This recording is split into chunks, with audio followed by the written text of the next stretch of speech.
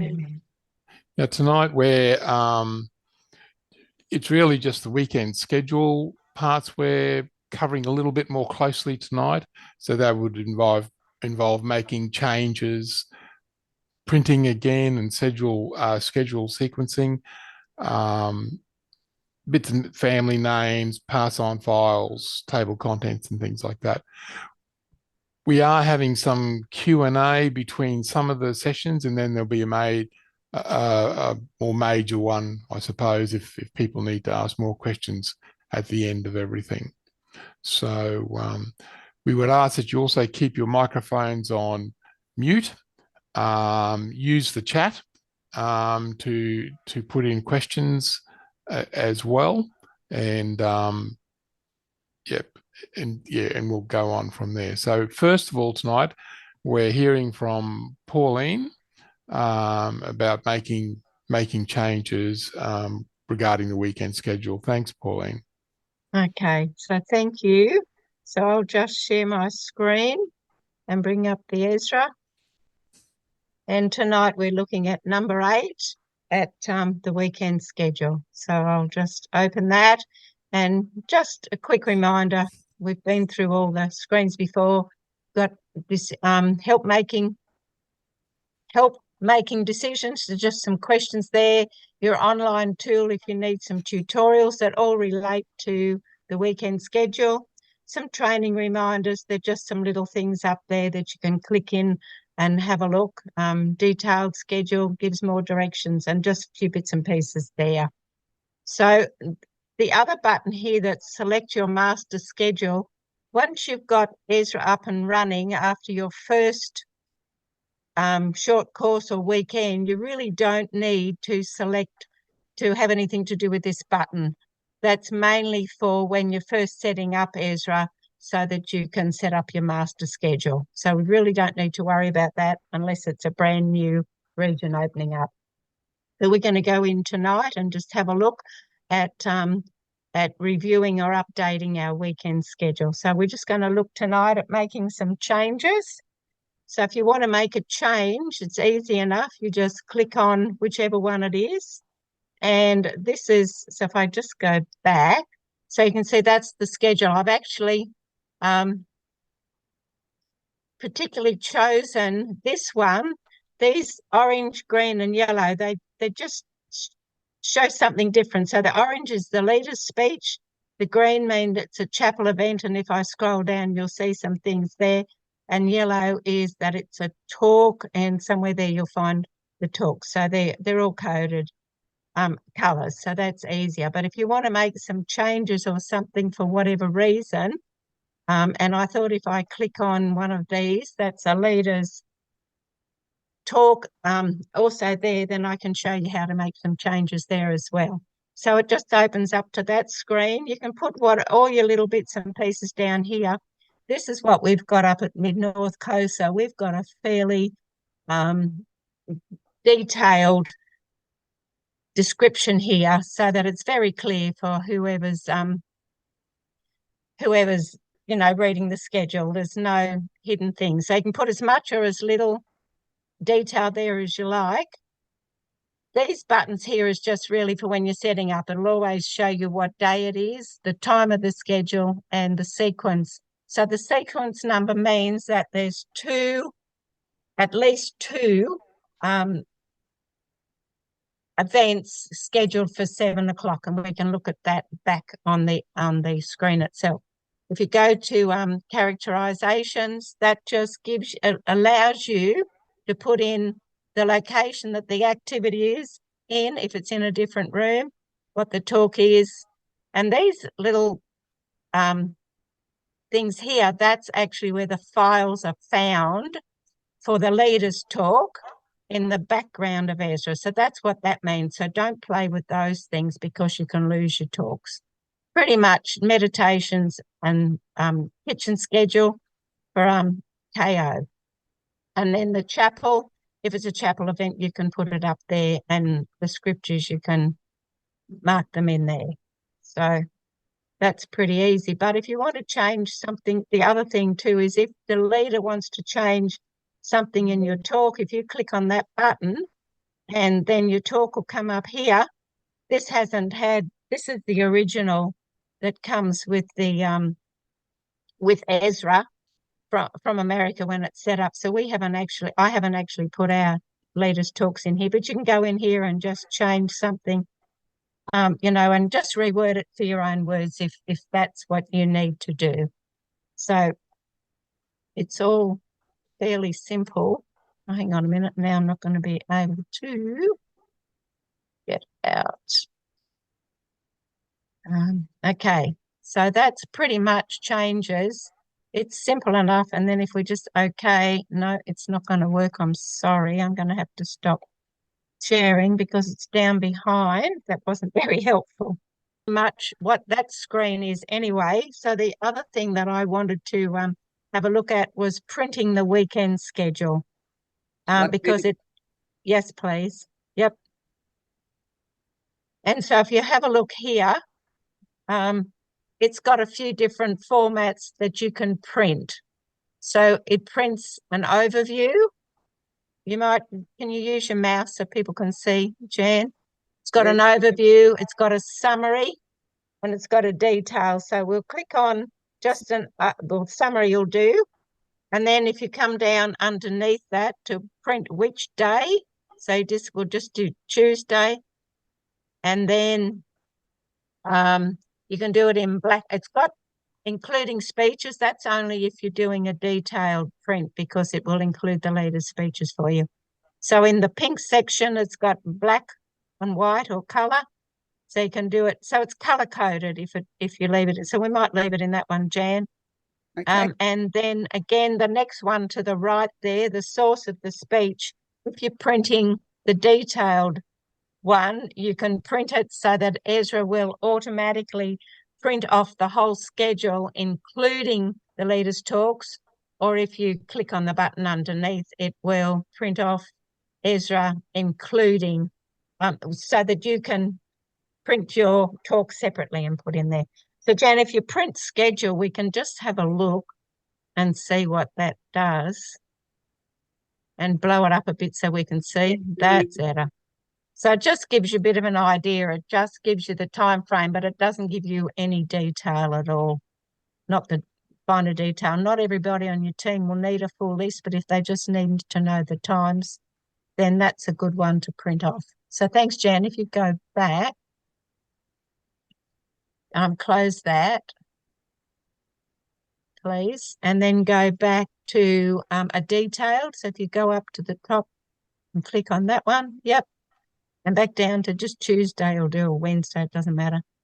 And we'll just do it in black and white this time. Yep.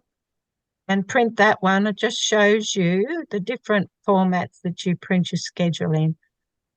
So you can see this has come up with all the detail. So the leader and your observing leader, perhaps your head servant, and whoever it is would need that schedule that's got all the information. So there's different formats that you can print it off in. Obviously, you can save it to a PDF and then email it out or print it out and send it off to whoever you need it for.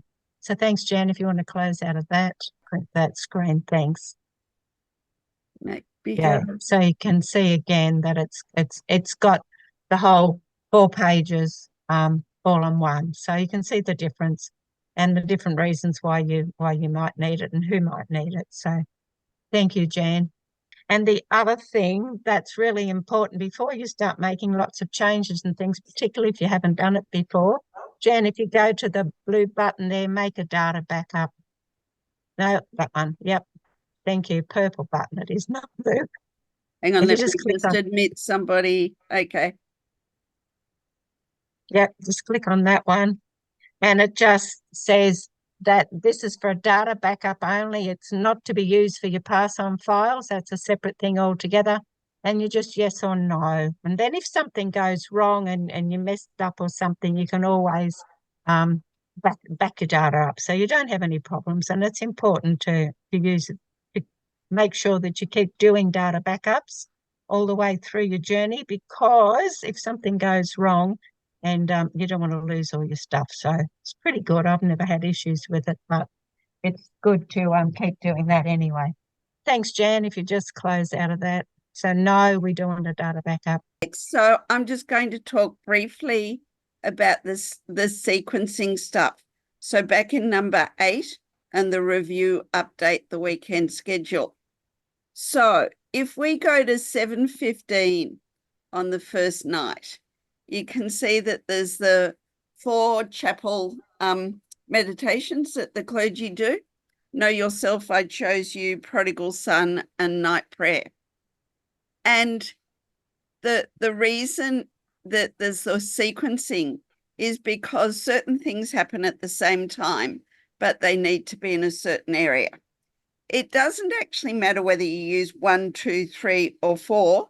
I could use 5, 10, 11, and 12. It just matters the order. So, I mean, 1, 2, 3, 4 is easy, but it really is about the order. So if I wanted to put something else in for 7:15, I would go to insert. I would say it's at 7:15 p.m.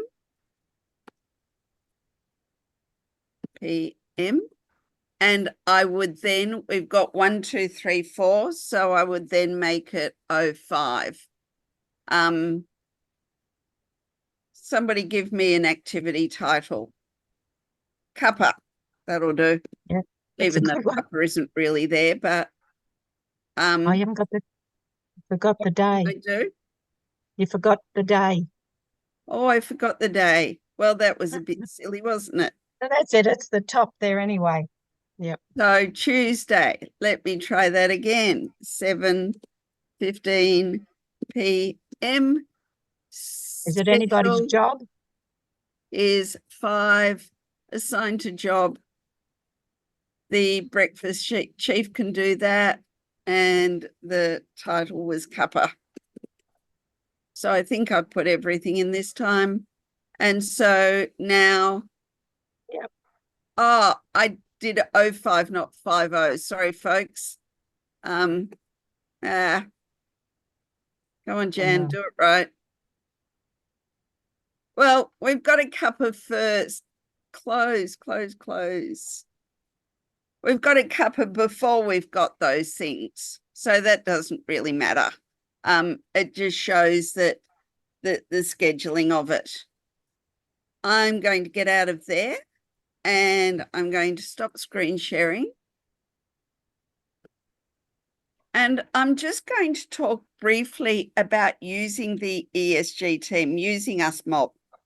I was in a situation last week with somebody who really didn't know much about computers, tried to download Ezra, but ran into difficulties. Can we suggest that if you don't know much, if you have trouble, if you're not computer literate, if you don't have somebody else in your regional committee, and you get the Ezra download from Bruce via America, ring up your Ezra support person or send them an email saying, hey, can I Zoom with you and you hold my hand while I do it? Because the reality is, if you don't know what you're doing, even though the instructions are there on the screen, you may stuff up something. I shouldn't have said stuff up, but anyway, something might not happen in the correct order or whatever, and then you run into difficulties. And then we get called when you run into difficulties, and it takes time to sort it out. So it really is best to go to your ESG person beforehand and say, hey, can you hold my hand while I download Ezra? Hey, can you hold my hand while I do the pass on files? Hey, can you hold my hand while I do something else? Each of us has access to Zoom. We can get you to share your screen. We would send you a Zoom link on the computer that you're using for Ezra.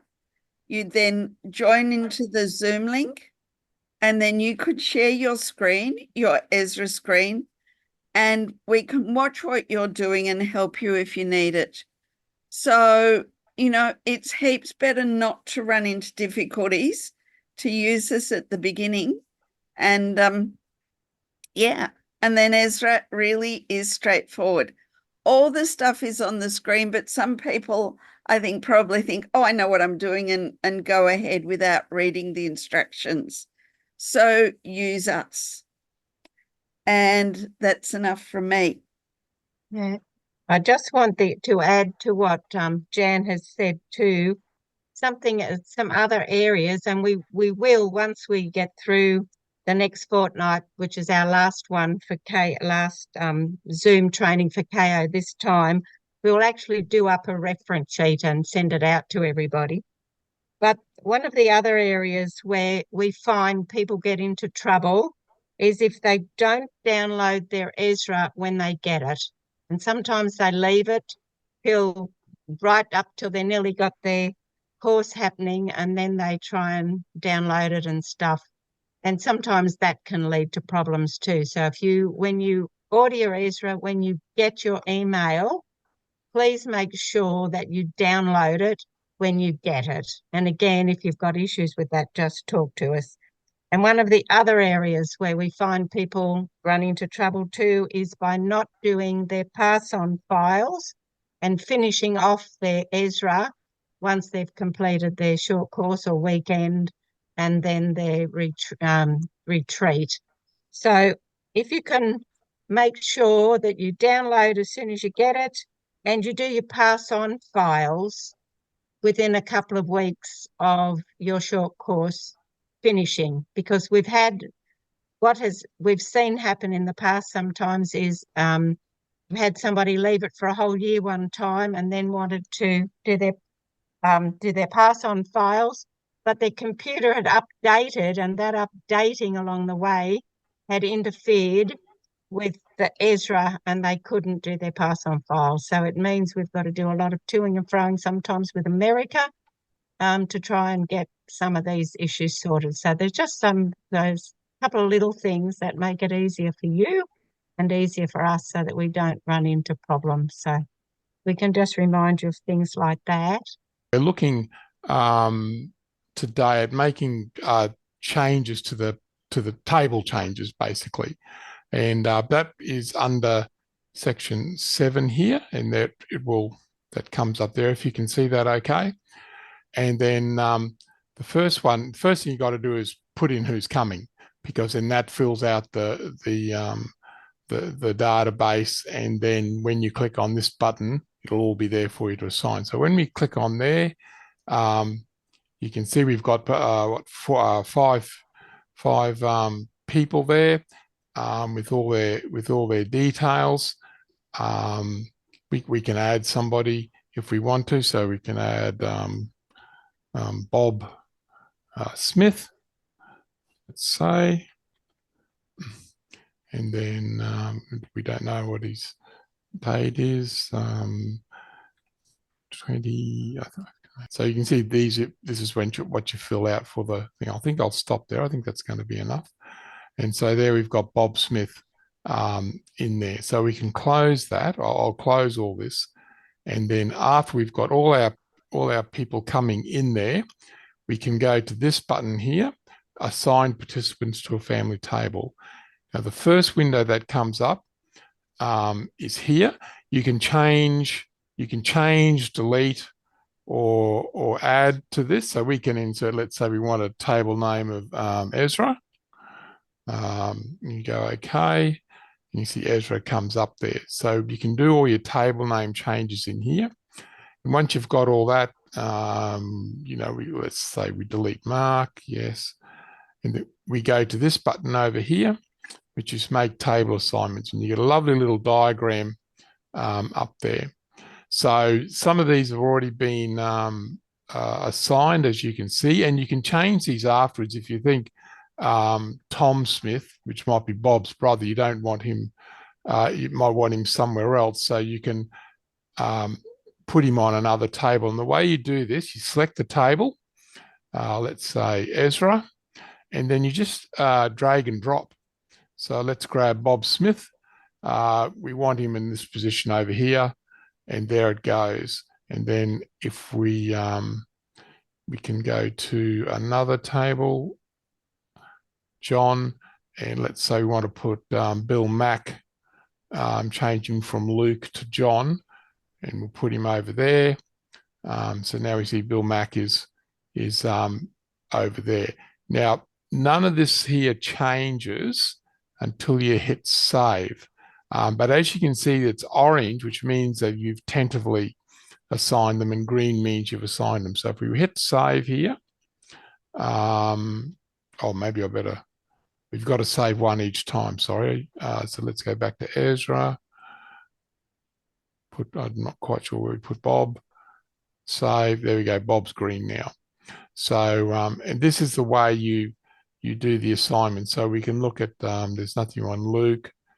Matthew is Tom Smith. I'm sure we've got it. I don't think we've got anything on anyone else. So that is the way that this whole little thing works. And then of course, later on, you can actually go and print out. I think it even allows you to print out this lovely little diagram. You can print out, let's close out of that. I think just, there we go. You've got a graphical version of how to print it out, in even table arrangements and things like that. So that's basically how you change or enter your participants and how you assign them to the family tables, and you can make the table names of your choosing. And of course, if it's a woman's prison, you can put in the appropriate names for the women's prison table names, which is usually the Lady Saints, for your table names. I think that's it. While you're there, Lex. Yes, while I'm there. Though, so we've also got fourth day speaker. So if you've got a this is in Kairos inside. Yes. If you've got a fourth day speaker, you can put their name in there. Oh no, that's printing their talk. Sorry, you mean up? No, where you were. Where you were. All right. It's printing, so you can print their guidelines for them. So there's information and stuff. Yeah. Cool.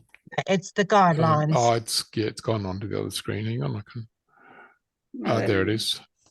Yeah. So there's lots. Yeah, there's lots of information, and again, as we keep saying, to just go into all the pigeonholes and have a look and see, because there's a lot of information. And if you need to email it to your fourth day speaker, you've got the create PDF file up here, so that will just and you give it a name, and then you save it somewhere in your on your computer, and then you can email it to them. So well, if it's an inside servant speaking, then we won't email it, but we can give it to the chaplains and things like that. You can print it out. Yes, you can print it out and get it to them. So if you want to close your print down and then just put inside servants below that, so you can just got a bit of information. You can put their names and that in there. So you've got your usual things you can do: insert, change, or delete. So you can insert a new person, change someone who's there. We can click change, and we can see what that looks like, and then change their details, and then go okay, and you're back there. Or you can, delete somebody altogether if you need to. All right. Yeah. Close out of that. And then also all your printing. There's all your printing options here too, as well. All right. I think that's it for me at that point. I'll close out. I'm just going to remind you where you go to look at for passing on your pass on files. So you're in your Ezra, and on these purpley blue coloured buttons, we go to load files. No, finishing. Wrong one. The one finishing above. Weekend. Yep. Sorry, got it. And you get all your little ducks in a row.